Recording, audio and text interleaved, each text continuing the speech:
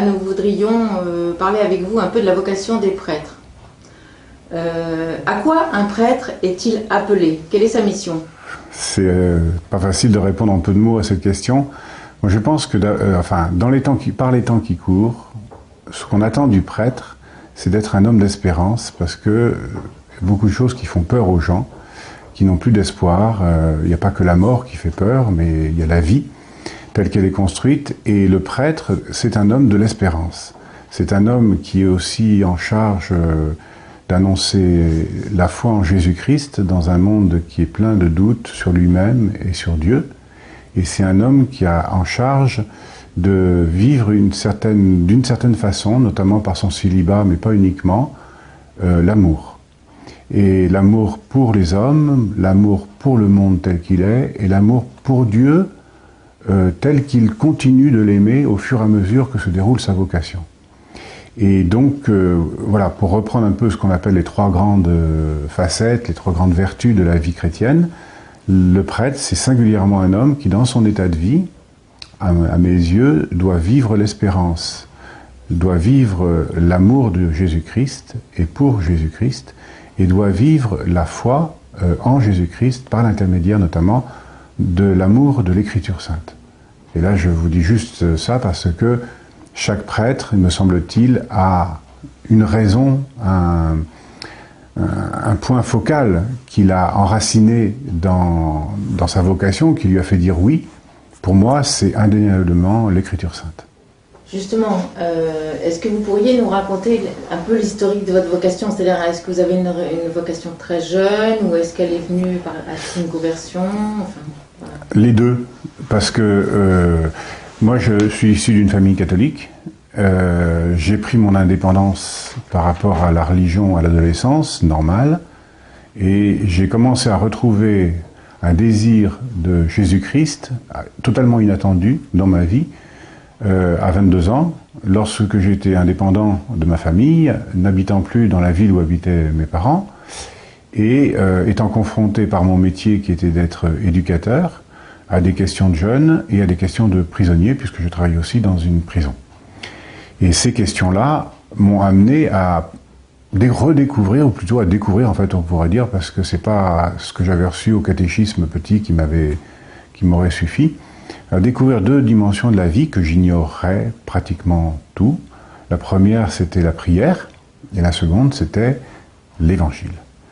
Et en 3 ans, entre 22 et 25 ans, parce que j'ai découvert qu'on existait, en fait, que j'existais face à Dieu, c'est-à-dire que je pouvais parler à Dieu, que j'étais quelqu'un pour lui, et que le Dieu, il pouvait me parler, c'est-à-dire que l'Écriture sainte, c'était pas un Harry Potter quelconque, c'était la parole de Dieu.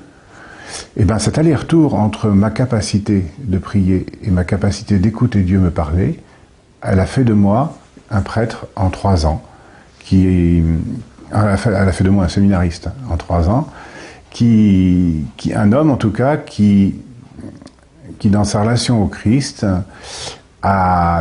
j'ai totalement inversé mes valeurs de vie. Tout ce qui avait de l'importance en avait beaucoup moins, et tout ce qui était inintéressant pour moi, notamment la religion, l'amour des autres, la fidélité à ses engagements, tout ça, ça m'a pris de l'importance, mais par une espèce d'attraction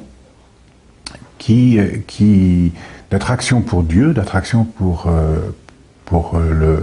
l'Église, d'attraction aussi pour, je dirais, mon désir éducatif qui était là, parce que ma vocation d'éducateur, je pense qu'elle avait servi aussi un peu de creuset à ma vocation de prêtre. Voilà, et donc après, voilà, c'est pas très très concret, mais disons que c'est un saisissement à un moment de ma vie où les études de droit que je faisais ne me branchaient vraiment pas, et où finalement, parce que je voulais peut-être être avocat, mais je crois que j'en avais pas trop le niveau, et surtout pas trop les compétences, et j'ai décidé donc, avec Jésus, de changer ma toge noire contre une aube blanche, et maintenant je suis avocat de Jésus. Est-ce que la vocation, c'est de l'ordre d'une petite conversion? En fait, c'est... La vocation, pour moi, c'est-à-dire que soit on appelle le mot vocation comment on est rentré au séminaire, à ce moment-là, c'est plus qu'un coup de pouce, il faut que ce soit une aimantation, il faut que ce soit un coup de foudre pour Jésus, pour Dieu, pour l'Église aussi, pas que pour Jésus. Soit c'est le déroulement d'une histoire d'amour dans le temps, et à ce moment-là, c'est quelque chose à entretenir comme un oui matrimonial. Et donc, c'est un peu les deux, la vocation, pour moi, parce que le mot vocation, on peut faire croire que Dieu parle en direct, et c'est totalement faux. Il y a des médiations par lesquelles Dieu nous parle, et la vocation peut laisser penser qu'il y en a qui sont appelés, et puis d'autres qui ne sont pas appelés, mais je crois que tout le monde est appelé à découvrir Jésus, et l'amour de Dieu, et dans la vocation à aimer Dieu, et à se laisser aimer de Dieu, il y en a qui découvrent comme une grâce, et non pas comme un don qu'ils font à Dieu, mais comme un don que Dieu leur fait, que Dieu leur donne la possibilité de rester consacrés dans le célibat. Et il me semble que dans le monde très, très sensible et très exacerbé et très aussi sexolâtre dans lequel on est aujourd'hui, il est essentiel que le prêtre soit quelqu'un qui ait conscience que c'est pas lui qui s'est donné à Dieu dans le célibat, que c'est Dieu qui lui a donné, y compris le célibat. Et que donc d'assumer ce que l'on vit parce que c'est Dieu qui nous le donne et non pas parce qu'on l'a donné à Dieu. Vous êtes aujourd'hui curé donc, de la paroisse Saint-Pierre de Montrouge. Est-ce que c'est très différent d'être curé d'une paroisse et simple prêtre? Moi, je préfère. En fait, un prêtre, c'est une définition générique, si vous voulez, de l'engagement définitif au service de l'Église et du Christ. Curé, c'est une fonction temporaire qui est passionnante parce qu'elle a pour but de rassembler des hommes et des femmes très différents et de leur donner le souci et l'envie de la communion ecclésiale. Et dans notre société aujourd'hui, c'est quelque chose de primordial, et je ne pense pas qu'aux intégristes. Je pense aussi à toutes ces personnes qui sont blessées par ce qui peut se passer dans l'Église, ou qui sont blessées par telle personnalité. Comment les réconcilier avec le corps ecclésial du Christ? Comment leur faire vivre l'unité? Père, que tous soient un, ça ne concerne pas simplement que tous les hommes soient un, c'est que chacun d'entre nous, on arrive aussi à une unité intérieure. Et le prêtre, pour moi, c'est l'un des vecteurs que Dieu donne aux hommes pour arriver à une espèce d'unité entre leur vie intérieure et leur vie extérieure. Une espèce de cohérence de vie entre ce qu'ils croient, ce qu'ils vivent, ce qu'ils disent et ce qu'ils pensent. Alors curé, ça ajoute une deuxième dimension qui est la dimension un peu administrative. La gestion d'une paroisse, la gestion d'une communauté, le lien avec le diocèse, le lien avec l'évêque. Et ça, voilà, ce qu'il faut arriver, c'est à donner une juste proportion à cette nécessité de faire marcher une petite entreprise par rapport à la nécessité de faire marcher une communauté. Et ça implique que des deux côtés, autant que pour faire marcher l'administratif que de faire marcher le spirituel, on ne pense pas, je ne pense pas, mon engagement comme quelqu'un qui donne des ordres pour que d'autres le fassent, comme un chef d'entreprise par exemple. Parce que c'est une question de communion, et donc je crois que pour être curé aujourd'hui, il faut savoir manager des personnes, il faut aimer manager des personnes, donc savoir les écouter, faire travailler des bénévoles et des salariés ensemble, des gens qui pensent ceci et des gens qui pensent cela, sans les instrumentaliser, sans les infantiliser non plus dans leurs engagements. Et ça, c'est un effort de quotidien qui demande beaucoup de disponibilité. Et en fait, je crois que c'est ça peut-être qui est le plus difficile dans la vie d'un prêtre, c'est d'être 100% disponible à ce qu'on est en train de faire et en train de vivre avec les personnes, sans penser à tout ce qui nous reste à faire avant de nous coucher, ou tout ce qu'on n'a pas encore fait et pour lequel on va nous attraper le week-end prochain. Une église sans prêtre, justement, puisqu'aujourd'hui, on sait bien qu'il y a moins de prêtres. Est-ce que c'est possible? Parce qu'au vu de tout ce que vous venez de dire, c'est un peu inquiétant. C'est même pas envisageable.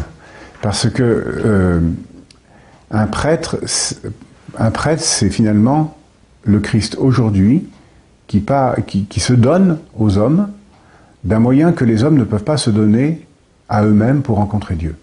C'est un peu compliqué ce que je viens de dire. Ça veut dire qu'en fait, que lorsqu'un prêtre célèbre un sacrement, il donne aux hommes quelque chose que les hommes ne peuvent pas se donner à eux-mêmes. Et donc, une église sans prêtre, ça serait comme une église sans Jésus-Christ. C'est-à-dire qu'en fait, ça serait une institution humaine, une espèce de nation unie, vaguement spirituelle, qui aurait en charge une spiritualité. Donc ça me semble totalement impossible. Mais donc ça veut dire que on ne peut pas avoir d'église sans prêtre, on ne peut pas avoir de prêtre sans église, et donc je crois qu'il ne faut pas avoir peur ou complètement être effrayé du manque de ce qu'on appelle de vocation, parce qu'en fait, beaucoup de laïcs disent on manque de prêtres, et beaucoup de prêtres disent on manque de chrétiens. Donc en fait, je crois que c'est le problème de la fidélité derrière, le problème du toujours, le problème du définitif, que la crise, elle est pas tant une crise de la vocation qu'une crise de la fidélité, une crise de la confiance en soi, une crise de la confiance en Dieu éminente, parce qu'on ne peut pas faire confiance à quelqu'un qu'on ne connaît pas. Et on ne peut pas avoir envie de connaître quelqu'un qu'on n'a pas envie d'aimer. Donc il faut que le prêtre arrive par le biais des sacrements, des rencontres, des enterrements, des mariages qu'il prépare, des drames pour lesquels il est appelé, à faire connecter aux personnes ce qu'ils vivent, ce qu'ils veulent vivre, ce qu'ils veulent célébrer, et puis ce en quoi ils croient. Par exemple, de faire découvrir à des fiancés comment l'amour humain a un lien avec l'amour divin, et comment Dieu vient les lover leur amour dans un don définitif qui s'appelle l'indissolubilité, qui s'appelle la fidélité, et qui rend viable, fiable et possible la leur. Et donc, toujours connecter ce que Dieu fait et ce que l'homme vit, ce que Dieu donne et ce que l'homme espère, de manière assez réaliste. Je crois que c'est un peu ça qui est en jeu dans la vie du prêtre. Vous m'avez pas parlé du ministère de la parole. Les homélies, c'est très important pour les chrétiens. Est-ce que vous y attachez aussi autant d'importance en tant que prêtre? On a fait une enquête il y a quelques semaines sur la paroisse pour voir un petit peu pourquoi les gens venaient à la messe et pourquoi ils y venaient peu. Eh bien, on n'a pas été franchement étonné de la réponse. C'était pas une enquête écrite, mais c'était une espèce de discussion à l'intérieur de l'Eucharistie, en partage d'évangile, et il y avait ces questions-là. Et en fait, les gens sont, mais ça ne nous a pas surpris, beaucoup plus sensibles à l'homélie qu'à la deuxième partie de l'Eucharistie, pour lesquels ils viennent parce que ils ont d'autant plus l'impression d'être nourris par l'Eucharistie qu'ils ont été nourris par la parole de Dieu. Et donc, les gens, en fait, je crois qu'ils souffrent du fait que ils n'ont pas assez à manger intellectuellement et à manger spirituellement dans leur vie quotidienne. Et donc, si on arrive dans l'homélie à toucher une capacité de réflexion, à les mettre en route intellectuellement et spirituellement vers Jésus, alors là, l'Eucharistie, qui est l'incarnation de cette parole, prend un sens plus important. Et donc, pour moi, le ministère de la parole, c'est comme à Emmaüs, il est absolument, chez les disciples d'Emmaüs, il est indispensable, mais il n'est pas suffisant. Il est indispensable parce qu'il amène à reconnaître Jésus présent dans le pain, dans l'épisode d'Emmaüs de Saint Luc, et dans l'Eucharistie, dans la messe, il est également celui qui permet de comprendre Jésus et d'être amené petit à petit à pas comprendre, mais à se laisser saisir par le mystère de l'Eucharistie. Donc pour moi, c'est la parole de Dieu qui s'est installée dans mon cœur de prêtre. Et c'est le travail sur cette parole de Dieu, par exemple en faisant des pèlerinages en Terre Sainte, par exemple en organisant des cercles bibliques, par exemple en organisant des lectio divina, des lectures de la parole de Dieu. On est en train de faire en continu l'évangile de Saint Luc actuellement ici sur la paroisse, que non seulement moi je nourris mon ministère, mais parce que ça nourrit mon ministère, ça nourrit, je crois par mon ministère, des personnes qui ont les mêmes fins que nous.